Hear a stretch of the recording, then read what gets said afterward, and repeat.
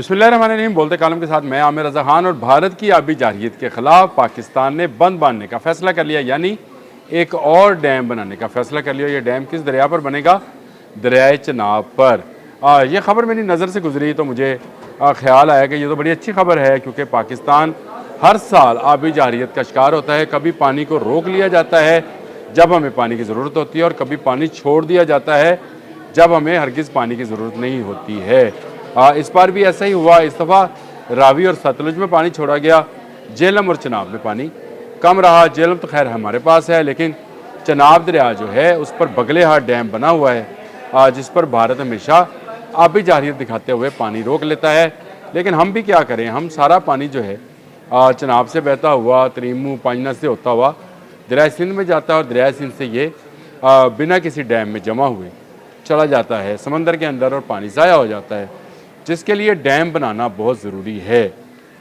तो क्या नया डैम जो है बनने जा रहा है? देखें, ये ख़बर जिस वेबसाइट ने दी, मैं उसका लिंक भी साथ लगा देता हूँ, बल्कि उसकी तस्वीर लगा देता हूँ।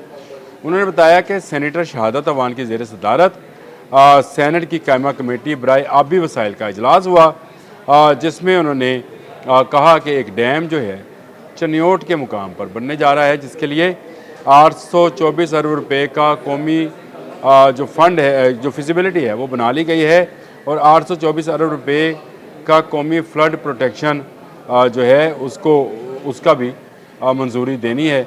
और उसके लिए बहुत सारी और चीज़ें भी उनमें शामिल थी, जिनमें जो सैलाब आएगा उसके लिए क्या किया जाएगा, दरियाओं के किनारों पे जो तजावज़ात हैं उनको कैसे ख़त्म किया जाएगा, पहाड़ी इलाकों में आबादियों को दरियाई गुजरगाहों से दूर कैसे ले जाया जाएगा, जो होटल बन जाते हैं। हमें पानी देखने का शौक़ है जी, पानी बहता हुआ है, अच्छा लगता है, तो उसके लिए हमने होटल भी उसके किनारे पे बना लिए, उसको ख़त्म किया जाएगा। तो ये सारी ख़बर के अंदर सिर्फ एक सतर थी, और वो सतर थी कि चनियोट के मुकाम पर दरियाए चनाब पर एक डैम बनाने की बात की गई थी। मुझे याद है जापान की एक फिजिबिलिटी रिपोर्ट आई थी।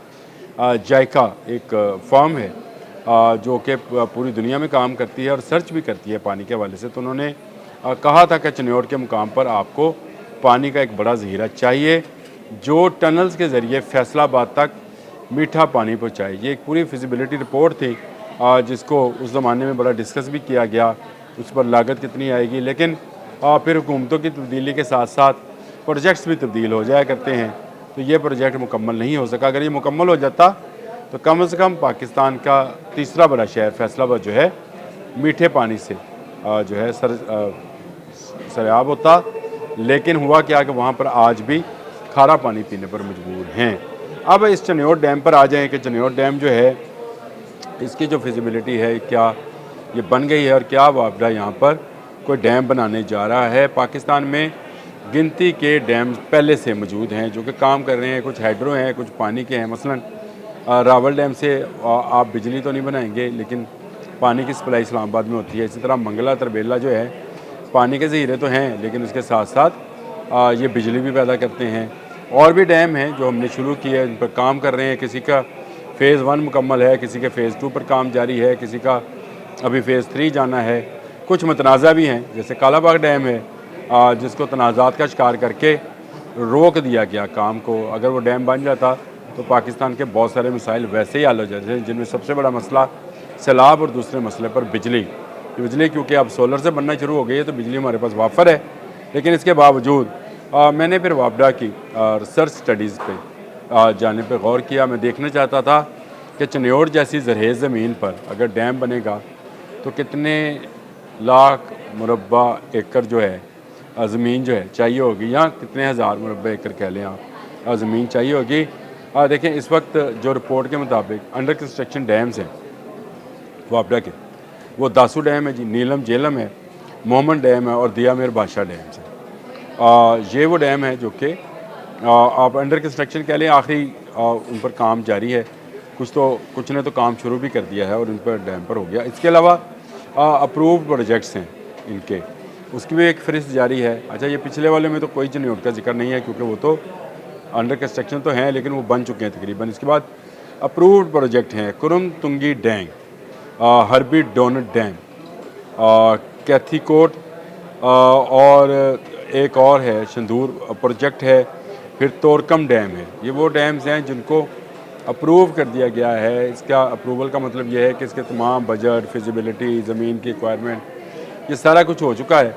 अब इस पर काम का आगाज़ होना है। आज हो कल हो, ये गवर्नमेंट करे, अगली आने वाली गवर्नमेंट करे, लेकिन ये डैम बनना है।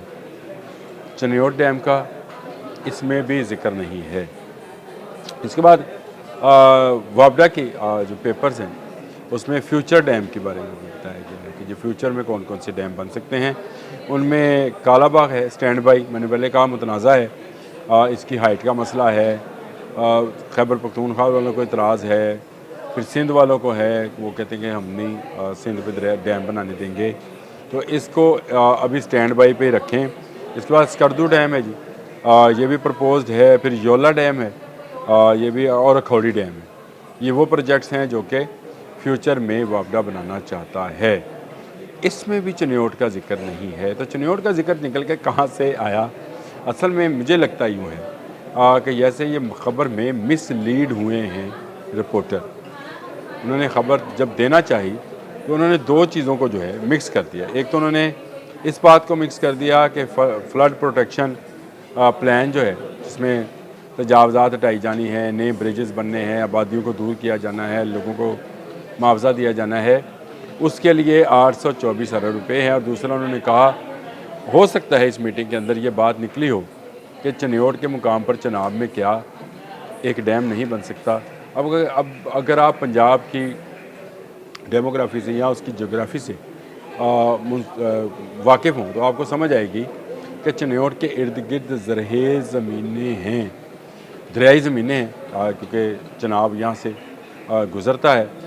यहाँ पर कोई ऐसा इलाका नहीं है जो बेआबाद और बंजर हो। चनियोट में कभी लोहे का कहा जाता है कि यहाँ पे लोहे के बड़े ज़ाहिर मिले हैं। एक दौर था, मेरा ख्याल है शहबाज शरीफ और नवाज शरीफ साहब भी वहाँ पर गए थे। कहा जा रहा था कि एक बड़ी मकदार आयरन की जो है, लोहे की, यहाँ से निकलेगी और ये पाकिस्तान की किस्मत बदल देगी। फिर उसके बाद चनियोट के हवाले से ये ख़बर आई कि यहाँ से सोने का कोई अंबार निकलने वाले हैं। फिर उसके बाद अब ये डैम की खबर आ गई।